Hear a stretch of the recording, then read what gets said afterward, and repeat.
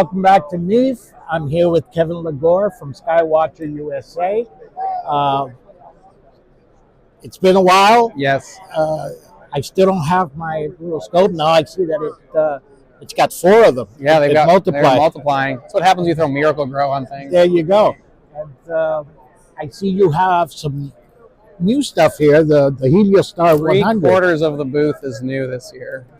I see. You got a lot of nice new shiny stuff that I wish I could take home. But this year has been rough. I was trying to get a hold of you last year, and then I had some health issues. I'm glad you're here. Severe health issues. I'm glad you made it through. Near-death experiences are real. Yes. No, don't let anybody tell you they're not. They're real. I had 3 of them. That's crazy. So, anyway, but tell me about the Heliostar 100 that we have here. Yeah, so this is one of our new items this year. We showed the prototype last year, but now they're ready to go. So 100 millimeter f7.6. It is a 0.5 angstrom bandpass. Actually, they're a little tighter than that. That's what we advertise. Right. 20 millimeter blocker, 2.8 inch rack and pinion linear focuser, just like the Esprits use. Right. Does come with the sun shield and a 22 millimeter eyepiece. This is for the serious solar observer, right. Very high resolution. No need to double stack because we're already at that really narrow bandpass. And these will be available in about a month. They're already on their way. And what's the price range on these? About 6,000, which is really competitive. And the smaller one is about how much again? 3,400. 3,400. And those are available right now. Right. So so this will be available by June, you said? Yeah, they're already, first batch is on their way. Wow, it looks beautiful. We're happy with it. They're really impressive. If you get a chance, they're outside. Take a look. Oh, yeah? I'll try to get out there and take some stuff. What else is new in the booth? Some stuff I think you'll be interested in is right up front here. So what do we have here? This is obviously a Moxitov. Yeah, this has been in development for years, and it's finally ready to show. This is the SkyMax 200DX. It's a nearly 8-inch matte cast. A little bit of a hybrid animal here because it's f10. Right. So it's good for visual, lunar, planetary, and deep sky, but with the idea of imaging. This is a Rumac style, right? Yeah, it's coated on the back of the meniscus there. So being f10, this can handle full frame cameras right out of the box. Wow. Okay. We do have a brand new belt drive system focuser in here. So when you focus, there's actually 4 rods in there, so it moves it all in unison. Yeah. Okay. There is a 12-volt cooling fan on this scope, so you can actually cool it down. It pulls a lot of air out of here.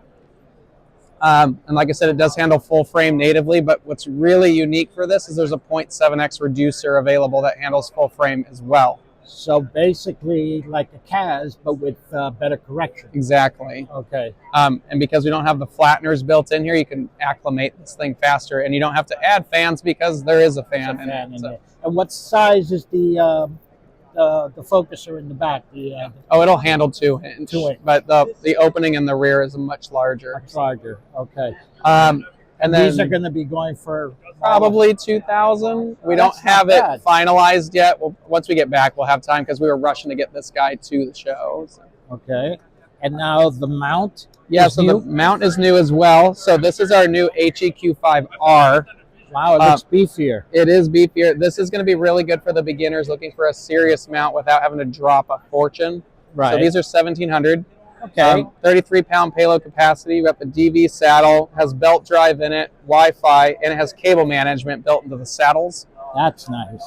So you're getting a lot of those high-end features and a way more affordable mount. So these are going to be available probably midsummer as well. Wow, this is a beautiful camera. I love Moxitovs. I love kind of dioptric telescopes in general. I actually loved your SkyMax 190 Mac-Newt. Yeah. But there's collimation involved. And, sometimes it's a fast scope. Yeah. But this can be collimated. Yeah, and the rear cell will collimate. So that makes things a little easier. Yeah. And the fact that you have like the Rumac style in the front, but it's 8 inches, just about 8 inches.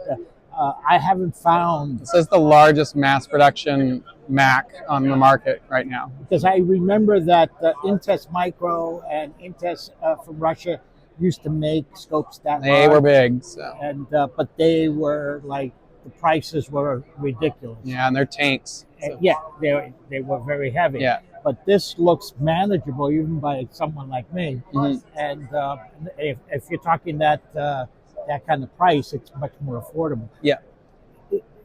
These kind of scopes are basically almost like having a refractor. Yeah, gives you that APO performance. Right, but I love mirrors and lenses together for some reason. I love folding the path, and that makes things shorter and easier for me to lug around. So this would be something ideal. Now, the mount, what kind of numbers we're talking about as far as tracking and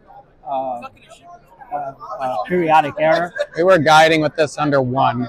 Under 1? Yeah, so it's just as reliable as the EQ6R and our other mounts. Right. Okay. It looks a lot beefier. At first, when I looked at it, I said, "What's new about it?" It's similar to the EQ6 because of the profile of it. But then I realized it was smaller. I always saw the EQ5 and I never liked it. Yeah. Because of the way it had the things in the back. It just didn't look as attractive to me.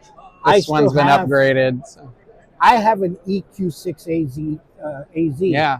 And I love that mount, but it's gotten heavy. It's chunky. It's chunky. Yeah. And so this is a 26-pound head, and the handle makes it really easy. Yeah. So the one mount I've been dying to get, would love to get, would be either your CQ350, because that looks almost exactly like the one made by Ioptron, but it's much beefier looking. Yeah. And so this would be out when, did you say? This will probably be out late summer. These should be midsummer right here. These are already available for pre-order. We're working on these. Once we get home, we'll be able to finish up everything we need for this. This is something I would love to get. Yeah. This F10 with that kind of definition. So, in other words, you have an oversized mirror because you have the plate. Yeah, all Macs need to have the oversized mirrors. Oversized mirrors, right. All right. And what else you got? The other stuff is all of our new... Okay, so this is the EvoStar 120 EDX. Yeah. So this is a doublet. Yeah, so we have the whole EDX line right here for the EvoStars. There's also an Esprit EDX line we'll talk about. These are our upgraded doublets. So it's 80 f7.5. The 100 is now f7, which is right behind me. And then the 120. These are limited edition. So they're just going to be out for a little bit. But these are FPL 53 doublets. Oh, okay. The prices are going to be really obtainable for people while still getting that real quality optics. They do have improved focusers at 2.8 inch. And then, they are, they're Crayfords. Crayford focusers. Okay. And then they have the camera angle adjusters as well. So you can actually rotate the camera without needing to do any of framing and stuff like that. Right. By loosening screws. Okay. And so you have 3 sizes. Yep, 80, 100, and 120. And the prices are going more or less how? I'd have to check the price list. I don't have, they're so new, I haven't been able to memorize them all. I think the 120 is the most, I know the 120 is the most expensive, about $1,300. Oh, that's not. We want to make them obtainable, not give you any guesswork of what glass or what optics that you're using. You're getting really quality stuff. And do they have like reducers available? They do. The 80 and the 120 are 0.85x. Reducer flattener? Correct. Yeah, reducer flattener. And then the 100 actually shares its new flattener reducer 0.9x with one of the newest Esprits that are out. Oh, okay. Because it's a new faster f7 model rather than the old f9 optics. Still FPL 53 though. Wow, FPL 53 in a doublet cuts the price, but still gives you good lightweight, good color correction. Yeah. Great for visual observers and those who just want to get started with deep sky imaging without breaking the bank. Yeah. I mean, refractors are the easiest once it's more like a big camera lens that you can't carry. But, I've always jumped right into the deep end, so I went straight into Canada optics. Yeah. And I do have a small doublet at home, and it's nice, but it has quite a lot of fringing. Yeah. And I was thinking of going with like a pretty decent size one that also didn't need a huge chunk of mount to carry it too. Yeah. I mean, this weighs what? About 14 pounds. Yeah, that's Makes it really easy to get you out and using it. Right. But wow, that's really impressive. And you got this big chunky. The Esprit triplets are here with their upgraded mechanics as well. So there's the EDXs. Right. There is one new Esprit, which is behind us. That's the 70. Little adorable thing. So that is 490 millimeter focal length, but it does have a 0.9x reducer flattener. Right. It will do full frame. And you got that 6-inch over there. The 150 flagship is back. That's like, if I ever put up an observatory, I would put 2 big honking scopes just like that. Yeah. But what else is Skywatcher working for this year? You said that there would even more. Yeah, we've got some stuff we're not able to release yet. Right. Probably, we're working on some Dob stuff that I think people will like on the large aperture class. Okay. And then imaging stuff, because imaging's the dominating market right now.